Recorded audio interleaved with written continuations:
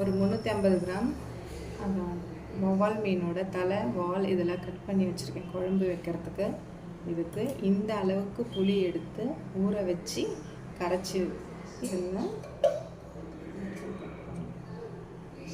மஞ்சத்தூள்,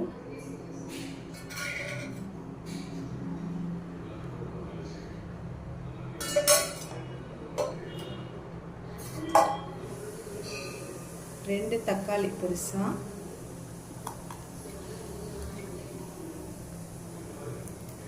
கொத்தமல்லி இதை போட்டு நல்லா ஃபஸ்ட்டு அந்த புளி கரைசலில் தக்காளி எதுவும் மிக்ஸ் ஆகிற அளவுக்கு கரைச்சிக்கணும். புளி கொத்தமல்லியும் கரைச்சாச்சு. கொத்தமல்லியை அப்படி மாதிரி கரைக்கிறோன்னா அந்த குழம்போட வாசனை, கொத்தமல்லியோட வாசனை ரொம்ப நல்லாயிருக்கும் அந்த ஃப்ளேவர். அதனால தான் கொத்தமல்லி போட்டு கொஞ்சமாக போட்டு கரைச்சி எடுத்துக்கோங்க. குழம்பு மிளகாத்தூள் ஒரு 2 ஸ்பூன். உங்களுக்கு காரம் தேவைப்பட்டால் தேவையான அளவுக்கு நீங்கள் மிக்ஸ் பண்ணிக்கணும். போட்டு நல்லா இந்த மாதிரி திக்காக கரைச்சி அந்த புளி கரைசலோட குழம்பு கரைச்சி எடுத்துக்கணும்.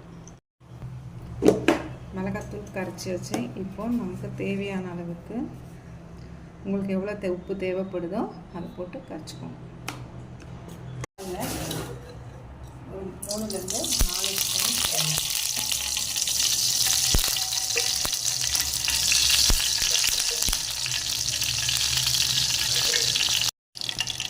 கடுகு,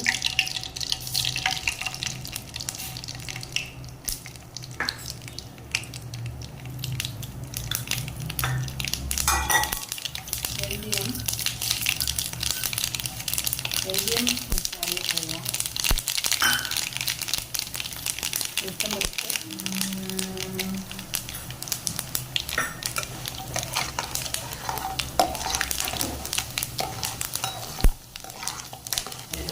ஒரு கிராம் சின்ன வெங்காயம்,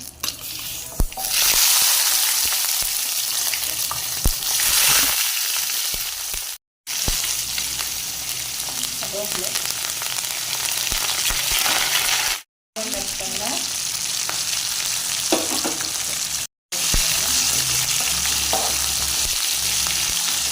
தக்காளி கரைச்சிருக்கோம், ஒரு பெரிய தக்காளி நல்லா வளர்க்கணும். நல்லா வளர்க்கணும். நல்லா மிக்சிக்கும் அந்த கரைச்சல் எடுத்து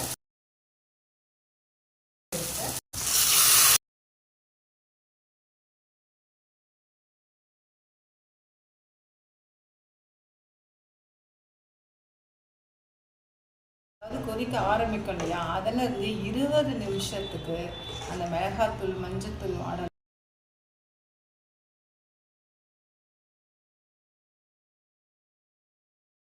நிமிஷம் ஆயிடுச்சு. நல்லா குழம்பு வந்து கொதி வந்துடுச்சு. இந்த சமயத்தில் மாங்காய் ஒன்று கட் பண்ணி வச்சுருக்கேன், சேர்த்துக்கலாம். மாங்காய் போட்ட பிறகு ஒரு மாங்காய் வேகிற வரைக்கும் நல்லா கொதிக்கட்டும் குழம்பு.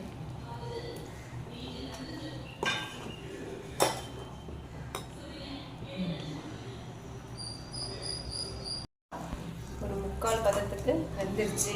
இப்போ என்ன செய்வோம்னா நம்ம மீன் சேர்த்துப்போம்.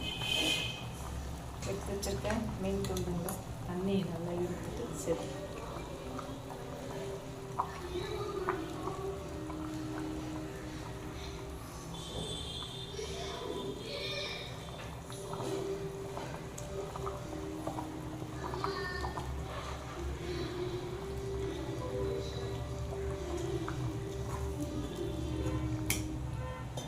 மீன் போட்ட பிறகு லைட்டாக கலரி விட்டுட்டு ஒரு 10 நிமிஷத்துக்கு கொதிக்க விடுவோம். 10 நிமிஷம்,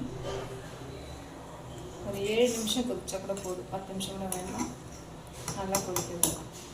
5லேருந்து ஒரு 7 நிமிஷத்துக்கு குழம்பு நல்லா கொதிச்சிச்சு. மீன் வெந்துருச்சு, மாங்காயும் வெந்துருச்சு. இந்த சமயத்தில் ஏற்கனவே நான் கொத்தமல்லி நல்லா போட்டு கரைச்சிருக்கேன். அந்த ஸ்மெல் நல்லாயிருக்கும்.